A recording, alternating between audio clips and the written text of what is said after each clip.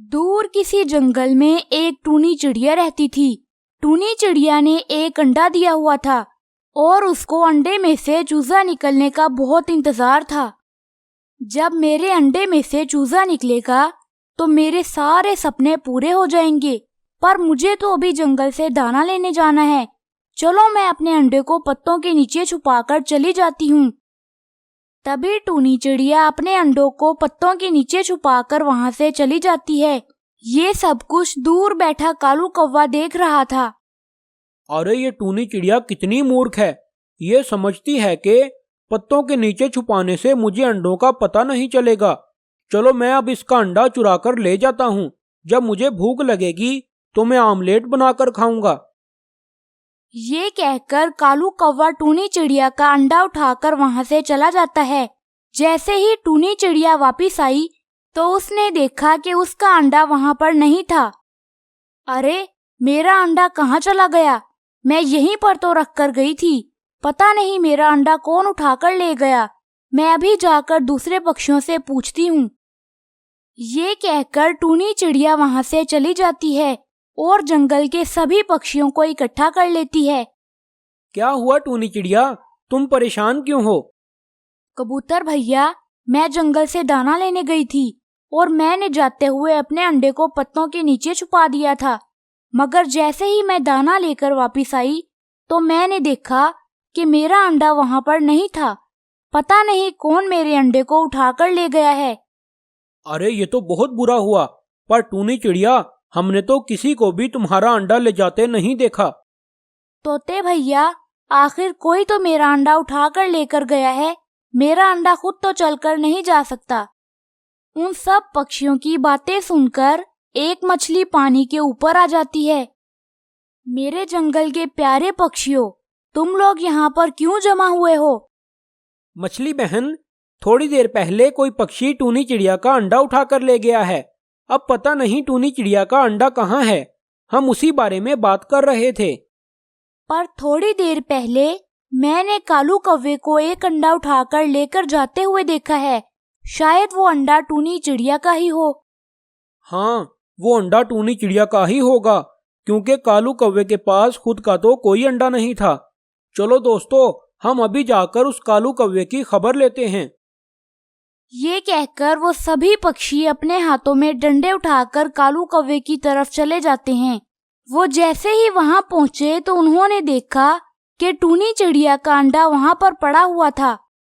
अरे दुष्ट कौवे, हमने तुम्हें कितनी दफा समझाया था कि तुम हमारी कोई भी चीज नहीं चुराओगे, मगर लगता है कि तुम ऐसे बाज नहीं आओगे। अरे कबूतर मियाँ, बताओ तो सही, मैंने किया क्या है? तुम टूनी चिड़िया का अंडा उठा कर लाए हो और तुम उस अंडे को खाने वाले थे। अरे, ये टूनी चिड़िया का अंडा था। मुझे तो लगा कि शायद ये अंडा किसी का नहीं है और ये अंडा घोंसले में पड़ा हुआ था, तो मैं इसलिए उठाकर ले आया ताकि कोई शिकारी इसको ना उठाकर ले जाए। अच्छा, रुको जरा, हम अभी तुम्हें बताते हैं।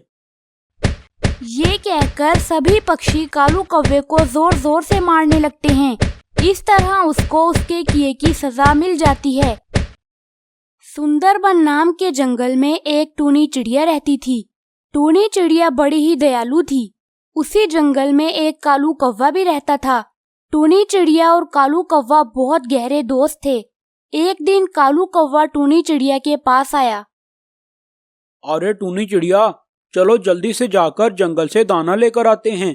थोड़ी देर बाद रात हो जाएगी और अंधेरा छा जाएगा।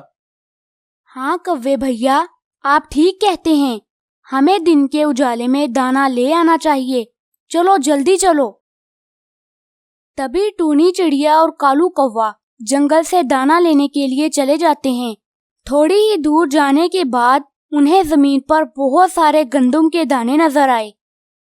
अरे वो देखो टूनी चिड़िया, जमीन पर कितने सारे दाने पड़े हैं।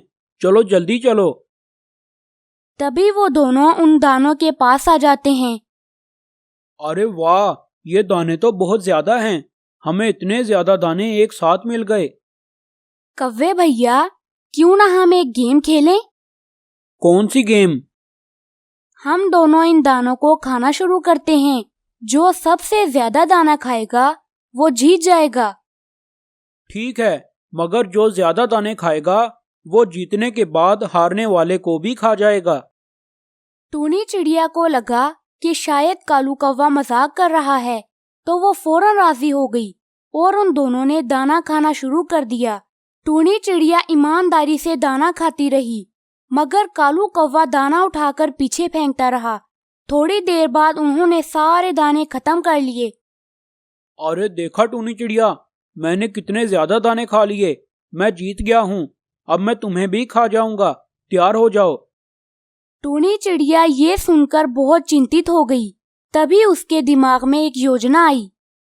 ठीक है कौवे भैया, आप मुझे खा लें, मगर मुझे खाने से पहले अपनी चोंच धोकर आएं। पता नहीं आप कौन कौन सी चीजें खाते रहते हैं। मैं ऐसी गंदी चोंच में अपने आप को खाने नहीं दूंगी। ठीक है टूनी चिड़िया, तुम यहीं रुको। मैं अभी पानी के अंदर अपनी चोंच धोकर आता हूँ। तभी कालू कौवा पानी के अंदर अपनी चोंच धोने के लिए चला गया। जैसे ही वो पानी के अंदर अपनी चोंच डुबोने लगा, उस नदी ने आंखें खोल ली। अरे दुष्ट कौवे, दूर रहो मुझसे। तुम अपनी इतनी गंदी चोंच मेरे पानी में नहीं डुबो सकते। अगर तुमने अपनी चोंच को धोना है तो पहले जाकर मटका लेकर आओ।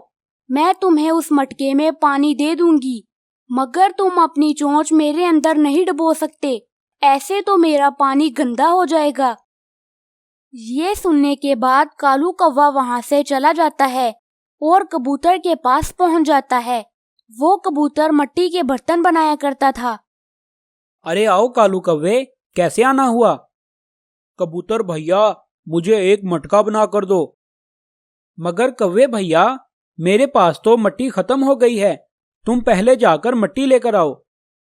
ये सुनने के बाद कालू कौवा वहां से चला जाता है और मीनू चिड़िया के खेत में पहुंच जाता है। अरे मीनू चिड़िया, मुझे जल्दी से अपने खेत में से थोड़ी सी मिट्टी दे दो। मैंने अपने लिए मटका बनाना है। परंतु कौवे भैया, मेरे पास तो मिट्टी खोदने के लिए फावड़ा नहीं है। जाओ जाकर लोहार से फावड़ा लेकर आओ। तभी कालू कौवा वहां से भी चला जाता है और लोहार चील के पास पहुंच जाता है। अरे कालू मियाँ, कैसे आना हुआ? चील बहन, मुझे जल्दी से एक फावड़ा बना कर दो। मुझे मिट्टी खोदनी है। कालू कौवे, मैं तुम्हें फावड़ा तो बना दूं, मगर मेरी भट्टी की आग बुझ गई है। जाओ पहले जाकर आग लेकर आओ। तभी कालू कौवा वहां से भी चला जाता है और मानू चिड़े के पास पहुंच जाता है। मानू चिड़ा अपने लिए खाना पका रहा था। अरे मानू चिड़े, जल्दी जल्दी से मुझे थोड़ी सी आग दे दो। मुझे बहुत जरूरी काम है। ये सुनते ही मानू चिड़े ने एक लकड़ी निकालकर कालू कौवे की तरफ की। तभी कालू कौवे को आग लग गई और वो वहीं पर जलकर मर गया। इस तरह उसको उसके किए की सजा मिल गई।